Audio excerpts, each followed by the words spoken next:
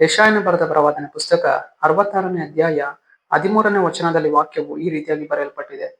ತಾಯಿ ಮಗನನ್ನು ಸಂತೈಸುವ ಪ್ರಕಾರ ನಾನು ನಿಮ್ಮನ್ನು ಸಂತೈಸುವೆನು ಎಂದು ವಚನವು ಬರೆಯಲ್ಪಟ್ಟಿದೆ. ಅಂದರೆ ಪ್ರೀತಿಯುಳ್ಳ ದೇವಜನರೇ, ಕರ್ತನಾತ್ಮನು ಈ ಮುಂಜಾನೆ ವೇಳೆಯಲ್ಲಿ ಆತನು ನಮ್ಮೊಟ್ಟಿಗೆ ಈ ರೀತಿಯಾಗಿ ಮಾತನಾಡುವವನಾಗಿದ್ದಾನೆ.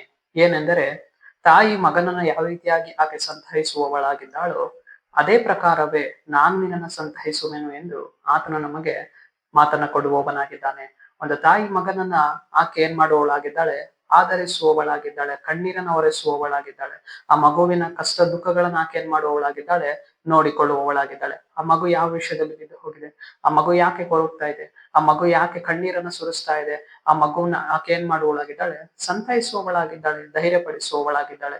ಅದೇ ಪ್ರಕಾರವೇ ಇವತ್ತು ನಮ್ಮ ನಿರ್ಮಿಸಿದಂತಹ ದೇವರು, ನಮ್ಮ ನಡೆಸ್ತಾ ಇರುವಂತಹ ಕರ್ತನು ನಮ್ಮನ್ನ ಏನ್ ಮಾಡುವವನಾಗಿದ್ದಾನೆ? ಸಂತೈಸುವವನಾಗಿದ್ದಾನೆ, ಆಧರಿಸುವವನಾಗಿದ್ದಾನೆ, ನಮ್ಮನ್ನ ಬಲಪಡಿಸುವವನಾಗಿದ್ದಾನೆ.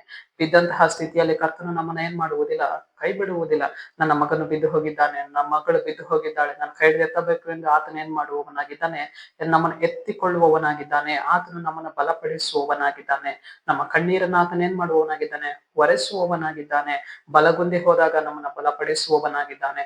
ಒಂದು ಭಯದ ಮಾರ್ಗದಲ್ಲಿ ಹಾದು ಹೋಗುವಾಗ ನಮ್ಮನ್ನ ಧೈರ್ಯಪಡಿಸುವವನ ಆತನಾಗಿರುವವನಾಗಿದ್ದಾನೆ. ಪ್ರೀತಿಯುಳ್ಳ ದೇವಜನರೇ, ಆಗರಳು ಆಕೆ ಬೆರ್ಷೆಬದ ಕಾಡಿನಲ್ಲಿ ಒಬ್ಬಂಟಿಗಳಾಗಿ ಅಲಿತಾ ಇದ್ದಾಳೆ. ಆದರೆ ದೇವರ ಆಕೆಯನ್ನು ನೋಡಿ ಆಕೆಯನ್ನು ಏನ್ ಮಾಡುವವರಾಗಿದ್ದಾರೆ? ಸಂತೈಸುವವರಾಗಿದ್ದಾರೆ. ತನ್ನ ವಾಗ್ದಾನದ ಮೂಲಕ ದೇವರ ಆಕೆಯನ್ನು ಸಂತೈಸುವವರಾಗಿದ್ದಾರೆ. ಉಡುಗೊರೆ ಮೂಲಕ ದೇವರು ಇವತ್ತು ನಮ್ಮನ್ನ ಬಲಪಡಿಸುವವನಾಗಿದ್ದಾನೆ. ಅಬ್ರಹಾಮನನ್ನ ದೇವರು ಏನ್ ಮಾಡಿದರು? ಸಂತೈಸುವವರಾಗಿದ್ದಾರೆ. ಇವತ್ತು ಅದೇ ಪ್ರಕಾರವೇ ಇವತ್ತು ಕರ್ತನು ನಮ್ಮನ್ನ ಏನ್ ಮಾಡುವವನಾಗಿದ್ದಾನೆ? ಅನೇಕ ನಾನಾ ಶುಭಗಳೊಡನೆ ಕರ್ತನು ನಮ್ಮನ್ನ ಸಂತೈಸುವವನಾಗಿದ್ದಾನೆ.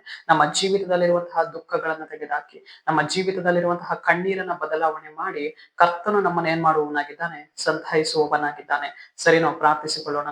ಅಪ್ಪ ಕರ್ತನೆ, ನಿನಗೆ ಸ್ತೋತ್ರ ಸ್ವಾಮಿ. ಈ ಮುಂಜಾನೆ ವೇಳೆಯಲ್ಲಿ ದೇವರೇ, ಈ ವಾಕ್ಯ ಭಾಗ ಸಂದೇಶವನ್ನು ನೋಡುವ ಜನಗಳನ್ನ ಸಂಧಿಸು.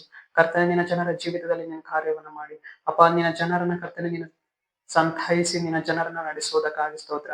ಒಂದು ತಾಯಿ ಮಗುವನ್ನು ಯಾವ ರೀತಿಯಾಗಿ ಸಂತೈಸ್ತಾ ಇದ್ದಾಳೋ ಅದೇ ಪ್ರಕಾರವೇ ನಿನ್ನ ಜನರನ್ನ ನೀನು ಸಂತೈಸುವುದಕ್ಕಾಗಿ ಸ್ತೋತ್ರ. ನಜರೇತಿನ ಯೇಸುವಿನ ನಾಮದಲ್ಲಿ ಕರ್ತನೆ, ಆಮೆನ್, ಆಮೆನ್.